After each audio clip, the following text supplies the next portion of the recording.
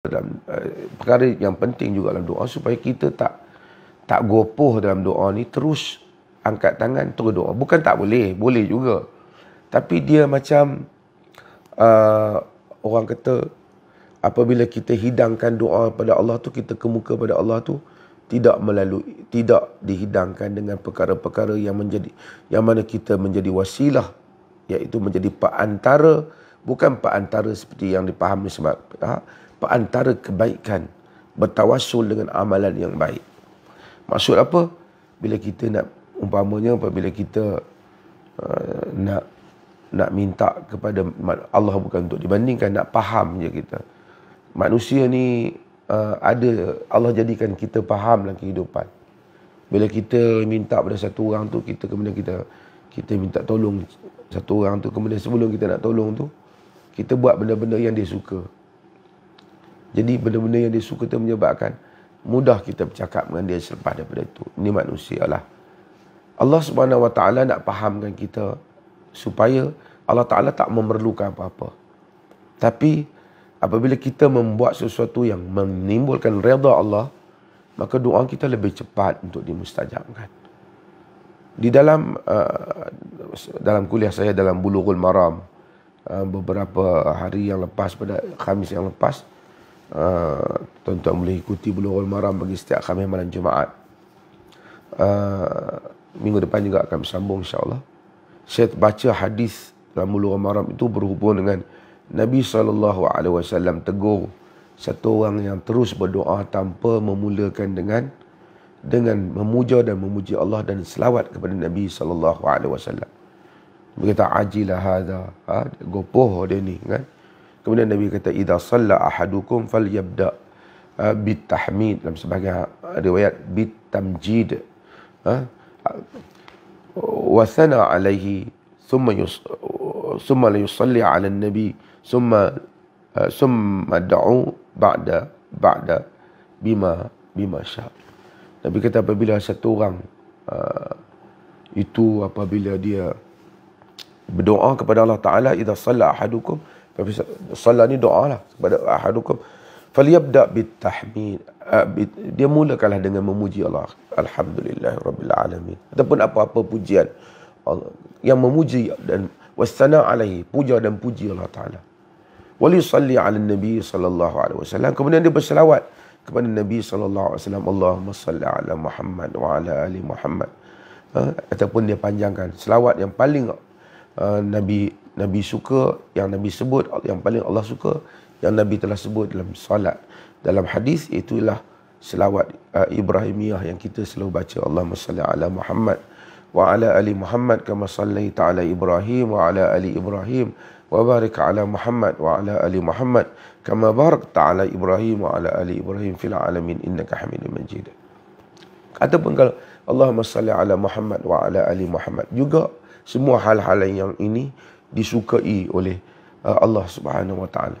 Jadi apabila kita tu nak tunjuk adab kita ni, apabila kita pergi jumpa nak minta orang, cik, masuk-masuk tak ada apa, cik, bagi kat saya sekian-sekian. Boleh juga, mungkin orang tu bagi. Tapi kata cik, terima kasih, cik ni banyak jasa kat saya, dan cik banyak tolong saya, dan orang yang kerja cik pun bagus, telah bantu saya. Cuma saya ada sikit nak minta tolong lagi. Itu adab kita hatta dengan manusia, kita beradab. Ini kan pula dengan Allah Azza wa Jalla yang tak boleh dibandingkan dengan makhluk. Jadi kita, Nabi dalam hadis, Nabi ajar kita bila nak doa, kita mulakan dengan Alhamdulillah. Apa-apa, Alhamdulillahirabbil alamin. Alhamdulillah hamdan yuafi ni'amahu wa yukafi'u mazidah. Semua puji dan puja Allah. Apabila kita puji dan puja Allah ni bukan sekadar di mulut. Dah kira aku baca dah Alhamdulillah tadi. Tapi bermaksud seperti mana mulut kita melafazkan puja dan puji itu, jantung hati kita juga melafazkan puja dan puji itu. Maksudnya perasaan kita pun puji. Kadang-kadang kita sebut Alhamdulillahirabbil alamin, tak ada pun pujian itu di dalam diri kita.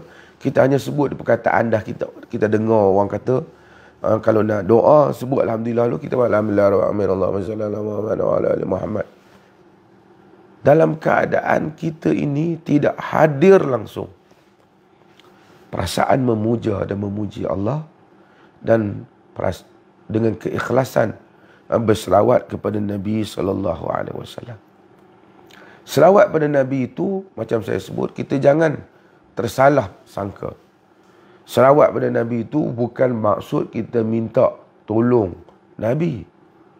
Selawat pada Nabi itu bermaksud kita berdoa kepada Allah agar diberikan kurniaan kepada Nabi SAW. Allahumma, ya Allah. Allahumma salli ala Nabi Muhammad. Ya Allah, selawat kepada Nabi. Allahumma salli ala Muhammad wa ala ali Muhammad. Ya Allah, selawat kepada Muhammad dan keluarga Muhammad. Kita minta daripada Allah Ta'ala supaya memberikan kurnia kepada Nabi-Nya SAW yang kita kasihi.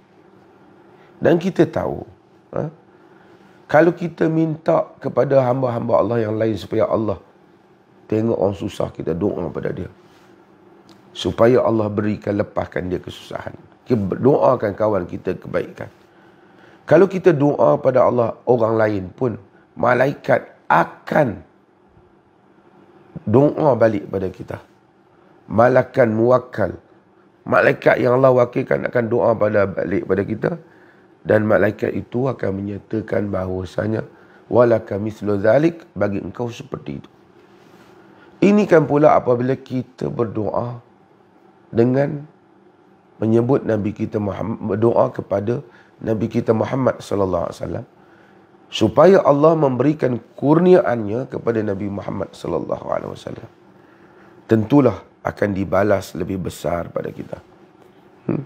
Sebab itu di dalam hadis Nabi sallallahu alaihi wasallam yang diriwayatkan oleh Al-Imam An-Nasa'i, Nabi sallallahu alaihi wasallam menyatakan, "Man shalla alayya min ummati mukhlishan," sesiapa yang doa untukku, yakni selawat untukku di kalangan umatku dalam keadaan ikhlas. Nabi tak perlu doa kita, tetapi Allah Ta'ala suruh kita doa pada Nabi sebagai tanda terima kasih kita, sebagai tanda menghormati Nabi, sebagai tanda bagaimana kita membalas budi Nabi SAW.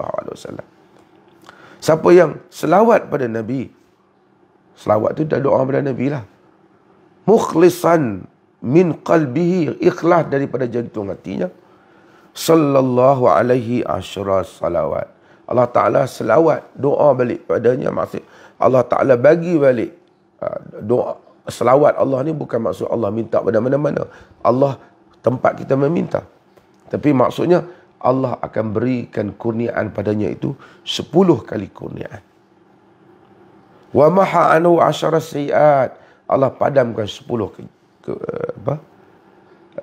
kejahatan, dosa-dosa. Wa rafa'ahu biha asyara darajat. Allah angkat dengannya 10 darajat. Wa kataba lahu biha asyara hasanat, dan Allah tulis dengan selawat itu 10 kebaikan. Maka dengan itu, maka sebelum kita nak doa, kita selawat pada Nabi dengan penuh keikhlasan daripada hati kita, dengan penuh keinsafan terhadap hak Nabi sallallahu alaihi wasallam, dengan penuh ingatan kita ke atas apa yang telah baginda sallallahu alaihi wasallam lakukan di dalam membawa agama. Kita memohon Allah Ta'ala sentiasa memberi kurnianya kepada Nabi sallallahu alaihi wasallam, kerana itulah yang diajar oleh Allah sendiri kepada kita. So, ada dua tadi, tauhid, dan kemudian yang berikutnya ialah kita membaca Alhamdulillah, terdapat pujian pada Allah, kemudian kita berselawat kepada Nabi SAW sebelum kita berdoa. Dan ada beberapa perkara, kita selawat pada Nabi pada awal, sebelum kita tutup pun kita juga akan selawat lagi Nabi SAW lagi sekali. Ini juga antara yang sunnah. Jadi doa kita berada di tengah. Boleh juga kita selawat masa awal, kemudian terus saja berdoa. Boleh juga kita berselawat pada awal doa, pada tengahnya, pada akhirnya, beberapa kali. Boleh juga kita berselawat pada awal dan pada akhir. Sebelum selawat itu dengan kita menyebut, memuji dan memuji Allah Subhanahu Wa Taala, Alhamdulillah dan seumpamanya. Ini adalah antara benda yang diajar oleh Nabi SAW di dalam doa.